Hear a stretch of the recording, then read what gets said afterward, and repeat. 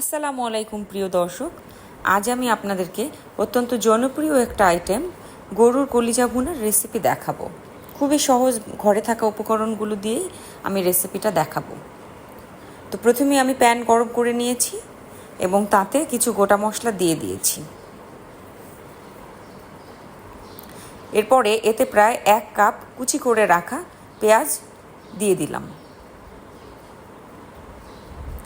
এরপরে আমি একে একে আদা পেস্ট এবং রসুন পেস্ট দিয়ে দিব।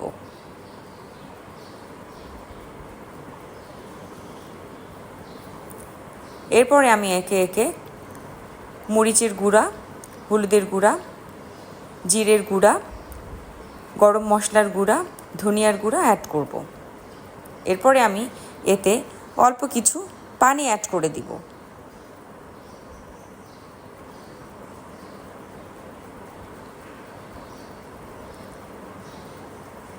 এ পর্যায়ে ঢাকনা দিয়ে আমি প্রায় 5 থেকে 6 মিনিট অপেক্ষা করব।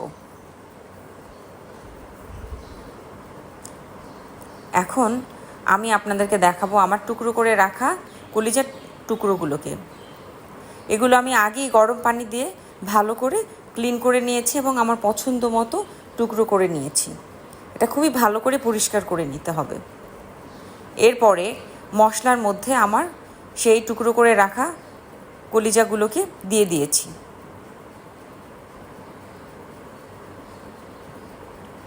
এভাবে আমি 8 থেকে 10 মিনিট রান্না করব। এবারে আমি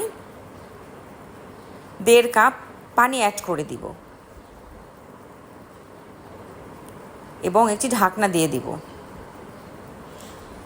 এবং লাস্টে আমি কয়েকটি কাঁচামরিচ দিয়ে দিব ফ্লেভারের জন্য। তো হয়ে গেল আমার কলিজা ভুনা। আপনাদের যদি রেসিপিটি ভালো লেগে থাকে তবে অবশ্যই আমার চ্যানেলটি সাবস্ক্রাইব করবেন। ধন্যবাদ।